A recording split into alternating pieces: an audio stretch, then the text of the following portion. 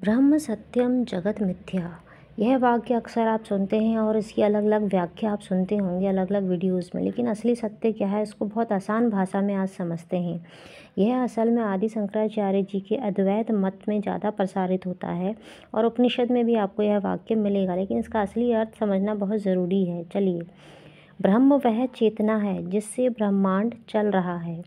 जिस चेतना से हम बात कर रहे हैं, हम तुम आपस में बात कर रहे हैं, और यह चेतना ब्रह्मांड की हर चीज़ में है। और जब तक ये ब्रह्मांड की हर चीज़ में है तब तक वह चीज़ जिंदा है और गतिशील है। इसलिए ब्रह्म को सच्चिदानंद भी कहा जाता है। ब्रह्म सत है। सत मतलब वो चीज़ जिसका कभी नाश नहीं होता।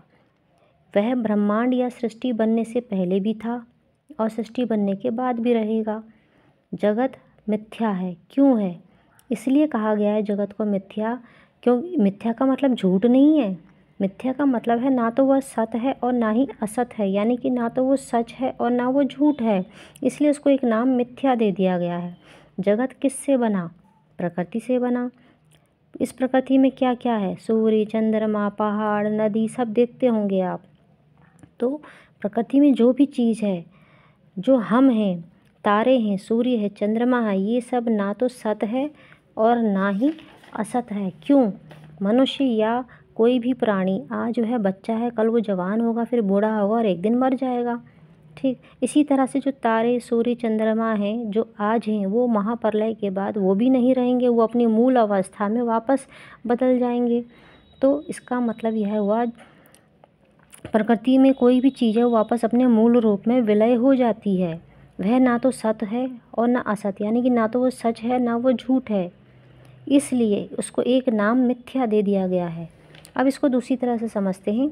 जब सूर्य अपनी रोशनी पूरे ब्रह्मांड में फैलाता है, पूरे जगत में फैलाता है, तो कुछ हिस्से अंधकार में भी रह जाते हैं जहाँ उसकी रोशनी नहीं पड़ती है। तो आप तो कहेंगे सूर्य नाम की कोई चीज़ होती ही नहीं है जो प्रकाश करती है। प्रकाश तो हमारा इलेक्ट्रिक बल्ब करता है, क्योंकि तब तक आपको सूर्य की जानकारी नहीं होती, उनकी सूर्य की विशेषता, उसके गुण और उसके स्वभाव के बारे में कोई ज्ञान नहीं होता है। इसलिए आप सोचते हैं सूर्य नाम की कोई चीज़ होती ही नहीं, आपके लिए तो वो असत है।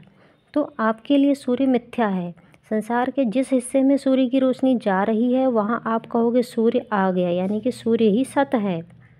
इसलिए सूर्य ना तो सत है ना असत है। सूर्य जिस चेतना की वजह से प्रकाशवान हो रहा है, वो जिस चेतना की वजह से प्रकाश फैला रहा है और जिस सर्वव्यापक चेतना से उसकी किरणें हम तक पहुंच रही हैं, वह चेतना ही सत्य है। और उस चेतना को क्या नाम दिया है? ब्रह्म। यह ब्रह्म कौन है? यही पर ब्रह्म है। इस ब्रह्म को हम इस तरह से बता सकते हैं, वह सर्वशक्तिमान, यानी कि उससे ज़्यादा शक्तिशाली कोई है ही नहीं। सर्वव्यापक, जो पूरे संसार में है, हर जगह है, हर कण कण में है, इसलिए इसको सर्वव्यापक कहा गया है। वो ईश्वर है। अचल है, यानी कि जो चलता नहीं है लेकिन तुम्हारे कहीं भी पहुंचने से पहले वो वहाँ पर होता है।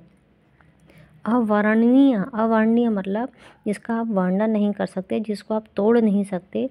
न्यायकारी, यानी कि वो न्यायकारी मतलब किसी ने गलत किया तो उसको गलत का फल देगा, जिसने सही किया उसको सही का फल देगा। वो ईश्वर सिर्फ और सिर्फ समर्पण से जाना जा सकता है, लेकिन देखा नहीं जा सकता। तो आज का सत्संग इतना ही।